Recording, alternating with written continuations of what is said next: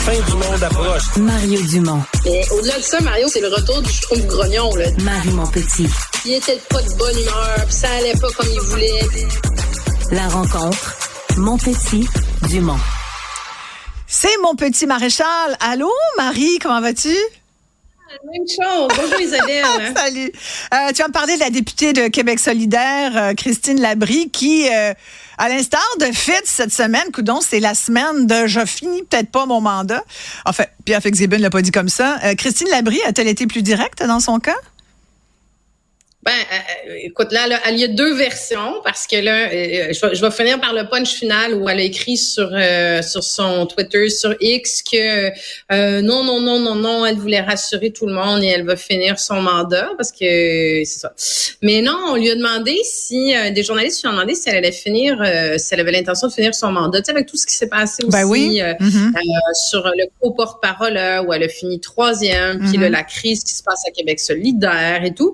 Puis il est allé d'une déclaration en disant je peux pas trop m'avancer. Puis tu sais, c'est le genre de déclaration des fois que moi j'étais dans ces positions-là comme lui à te faire poser ce genre de questions. Puis là tu dis je sais pas là, tu sais tout peut arriver là d'ici 2 ans. Donc est-ce que j'y vais d'une réponse classique et bien évidemment que j'ai l'intention de finir. Ce qui m'embête dans sa réponse, Isabelle, là, c'est que moi, là, quand tu te présentes en politique, pour moi, c'est un contrat. Ouais, avec les citoyens. C'est vraiment un contrat de la population. Moi, je suis passée par là. En 2022, je me suis présentée en 2014. Je me suis posé la question à la fin de mon mandat. Elle a raison, c'est extrêmement usant de faire de la politique. Il n'y a pas un politicien qui peut nier ça. C'est des enjeux au niveau de la conciliation famille-travail. C'est beaucoup d'heures de travail. C'est beaucoup d'heures sur la route. Il y a des moments qu'on a moins parce que c'est lent. Puis l'enjeu des médias, puis la toxicité, puis les emails que tu vas recevoir, puis les insultes dans les médias sociaux. Il y a tout comme, il y a une partie qui est usante ou c'est sain, je pense, à un moment donné, de te demander pourquoi je fais ça, est-ce que j'aime ça, est-ce que j'ai encore le feu sacré. Surtout que tu aies le feu sacré. Mais c'est à partir du moment où tu te dis, OK, je repars 35 jours en élection. Ça, c'est moi, dur, dans ma tête, les élections. Ouais. 35 jours en élection, puis tu as du monde qui sont là avec toi pour faire cette élection-là. C'est beaucoup de jus de bras, beaucoup de jus de cerveau, du porte-à-porte. Mais il y a quelque part où c'est un contrat, moi, dans ma tête, où tu te dis, tu es censé avoir fait cette réflexion-là, puis te dire, regardez, moi, je vous demande de me faire confiance et de me donner un mandat pour les 4 prochaines années. Je m'engage à être là pour les tiges là. On exclut évidemment la maladie. Oui, clairement. Mais je trouvais que dans ce pilote 2020, tu sais, l'élection, elle vient d'avoir lieu, là, 2022, c'est il y a 1 an et demi. Je trouvais que dans sa réponse, il y avait quelque part où c'était, je sais pas trop, là, tu sais, c'est comme, c'est usant la vie de politicien. Ouais, mais fille, t'avais déjà fait 4 ans avant, là. Ouais. Tu savais, là, quand tu t'es présenté en 2022 puis t'as pris la décision de te représenter que c'est pas à la 5e année que ça devient usant, là. C'est usant comme, dès le début.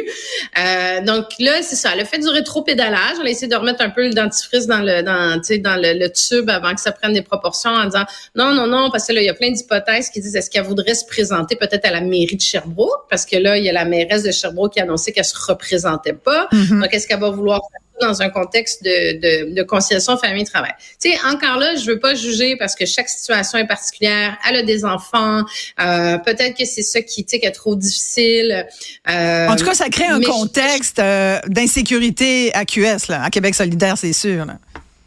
Ben là, elle a dit finalement que c'était pas vraiment ça qu'elle voulait dire puis qu'elle va rester là jusqu'à la fin. Mais ça doit être l'équipe des coms qui lui a dit, écoute, Christiane... Peux-tu nous aider, s'il te plaît? Oui, exact. Peux-tu nous aider? Parce que là, ils sont à 2 semaines d'un conseil national. On a eu une grosse semaine, mettons. On a eu une grosse semaine. Une semaine avec juste de départ. Tu sais, c'est comme le départ d'Émilie de Sartarian a entraîné plein de départs à l'interne au niveau du comité de direction, au niveau des gens autour de Gabriel Nadeau-Dubois, des gens contre Gabriel Nadeau-Dubois. Il y a des sorties contre lui. Tu sais, t'as un putsch qui est en train de s'organiser contre sa vision et tout.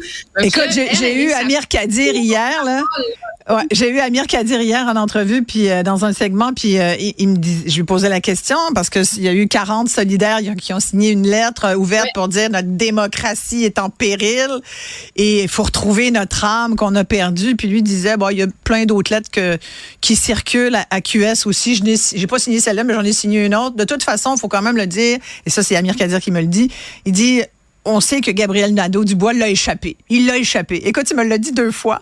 Fait que c'est sûr que si Amir Kadir pense ça, il y en a d'autres qui pensent ça. Fait que ça, tu sais, ça brasse, là, la QS, ça brasse fort, là. Fait que c'est sûr que Mme Labrie a dû se faire dire, s'il vous plaît, garde-toi un petit gêne, là, aujourd'hui.